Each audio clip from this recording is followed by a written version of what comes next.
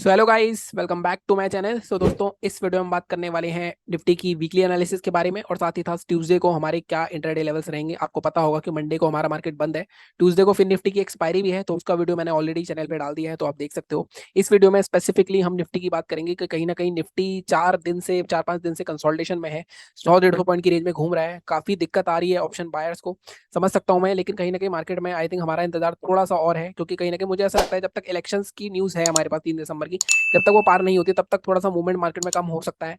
लेकिन कंसोलिडेशन अच्छा है, जितना बड़ा कंसोलिडेशन होगा उतना ही बड़ा आपको ब्रेकआउट मिलेगा और उसके हिसाब से आपको लेवल्स पे अच्छे खासा काम करने को मिलेगा। अगर आप ध्यान से देखो तो सबसे पहले जैसा हम हमेशा करते हैं, डेली और वीकली चार्ट देखेंगे, उसके बाद हम 15 मिनट के चार्ट पे इंटरडे के लेवल्स निकालेंगे। तो चलते हैं सीधे सबसे पहले डेली और वीकली चार्ट पे।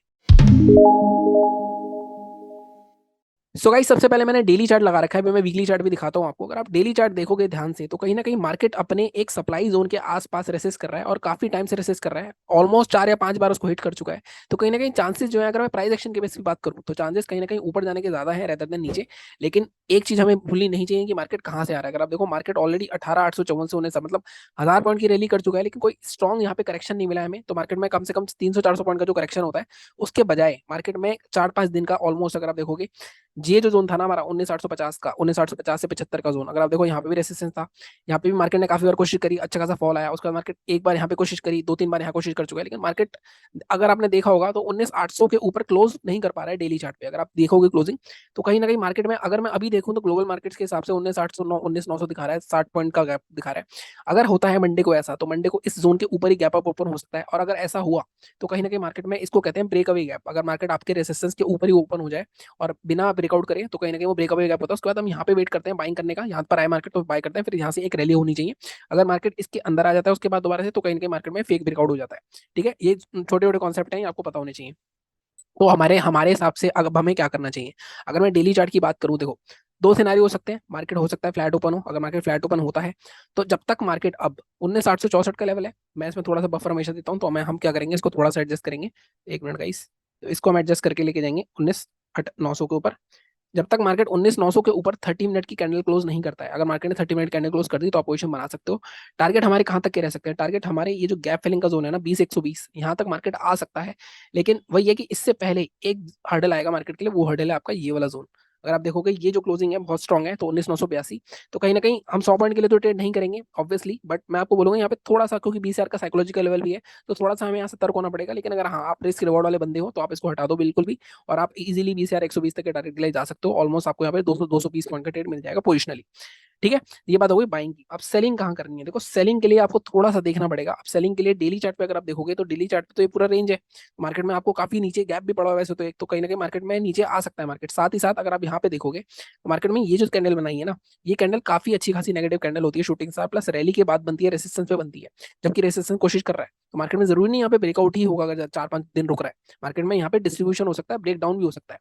तो उस केस में सेलिंग का लेवल डेली चार्ट पे हमें निकालने की, मतलब निकालने को थोड़ा सा नहीं मिल रहा है।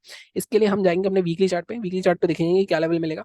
बाइंग का मैंने आपको बता दिया 19,900 से 20,120। अगर आप वीकली चार्ट पे जाओगे, अब मैं वीकली चार्ट पे चलता हूँ, तो वीकली चार्ट पे अगर आप देखोगे तो वीकली चार्ट पे भी कहीं ना कहीं मार्केट में ये जो 2 वीक की कैंडल थी, इसके बाद मार्केट ने पिछले हफ्ते भी इसको टेस्ट करने की कोशिश करी, इस वीक इसके अंदर, लेकिन हाई इसके थोड़ा सा कम बनाया मार्केट ने।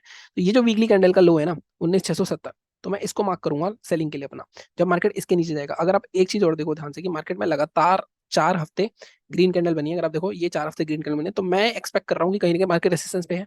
तो एटलीस्ट एक वीक मार्केट में रेड कैंडल बननी चाहिए, तो उसके बाद मार्केट एक बार फंसाएगा, सेलर्स को बुलाएगा, उसके बाद ब्रेकआउट होगा। तो अगर मार्केट इसका लो तोड़ता है, ये वाली इस कैंडल का लो कितना है, 19,670, 670 हो गया। इसके नीचे भी हमें 30 मिनट की क्लोजिंग चाहिए होगी। अब यहाँ पे अगर मैं इसके हिसाब से टारगेट देखूँ, तो मेरा टारगेट एटलीस्ट यहाँ तक आना चाहिए, 19,477 तक का। कहीं ना कहीं मार्केट में अगला सपोर्ट यही है। अब मैं इसको डेली चार्ट से एक बार सिंक कर लेता हूँ। अगर आप डेली चार्ट पे जाओगे, तो बाइंग हमारी क्या हुई, बाइंग हमारी हुई 19,900 के ऊपर।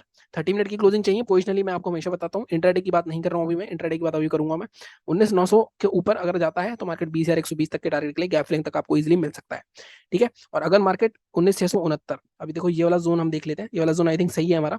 अगर आप ध्यान से देखोगे, इसको थोड़ा सा मैं एडजस्ट कर सकता हूँ, इसको मैं 19,640 के नीचे लेके जा सकता हूँ, क्योंकि मार्केट में देखो यहाँ पे मार्केट बहुत बार रुका हुआ है, इसके बाद मार्केट इन सारी क्लोजिंग के नीचे आ जाएगा, तो कहीं ना कहीं ये हमारा लेवल रहेगा 19,640।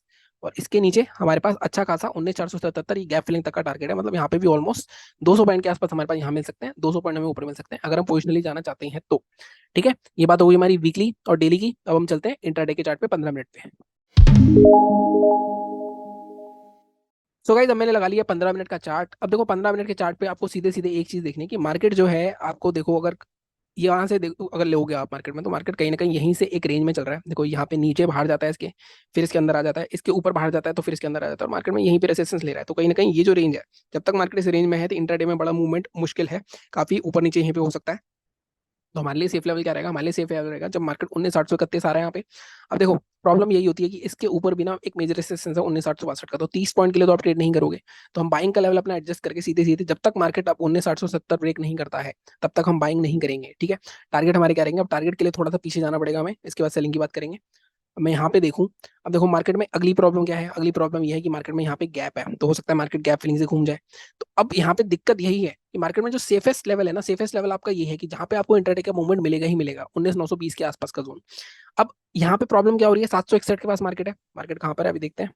प्रॉब्लम ये हो रही है मार्केट 761 788 पे बंद हुआ है, तो मैं इंट्राडे में 919 तक वेट करना पड़ेगा मुझे। पहली बात तो अगर मार्केट गैप अप ओपन हो गया 850 के आसपास तो दिक्कत ही है।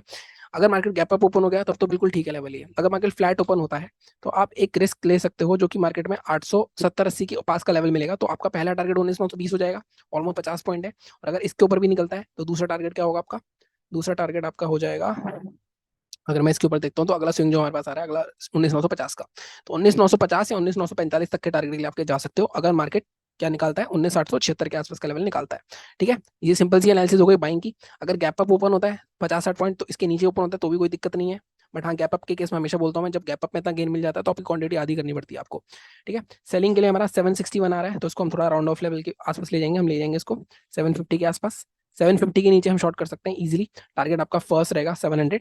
ठीक है, इसके भी नीचे जाता है तो मार्केट एटलीस्ट इस सपोर्ट जोन तक आना चाहिए 666 तक, तो यहाँ पे भी आपके दो टारगेट्स बन गए, ऊपर की तरफ भी आपके दो टारगेट्स बन गए। बहुत ही सिंपल सा लॉजिक है, मार्केट इस रेंज के अंदर है तब तक शायद थोड़ा सा मूवमेंट कम मिलेगा, हो सकता है मार्केट फिर से आपको लाइक तड़ा है।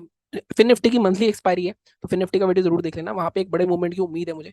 लास्ट मंथ भी आई थिंक काफी अच्छा खासा मूव आया था, आई थिंक काफी बड़ा एक मूवमेंट आ गया था जहाँ पे आई थिंक 5,000% की रिटर्न मिली थी उसमें। बट कहीं ना कहीं इस बार भी मैं ऐसा एक्सपेक्ट कर रहा हूँ कि कहीं ना कहीं बहुत एक्सपायरीज हो गई हैं, 3-4 एक्सपायरी हुई जहाँ बड़ा मूवमेंट नहीं आया लास्ट में। ठीक है, तो टेलीग्राम चैनल ज्वाइन कर लेना, वहाँ पे मैं आपको बता दूंगा अगर कुछ भी होगा ऐसा। बाकी मिलता हूँ मैं आपसे अगले वीडियो में, कल मैं बैंक निफ्टी का वीडियो डाल दूंगा। चैनल को इसी तरह सपोर्ट करते रहो, लाइक करो, शेयर करो, सब्सक्राइब करो। Thank you so much.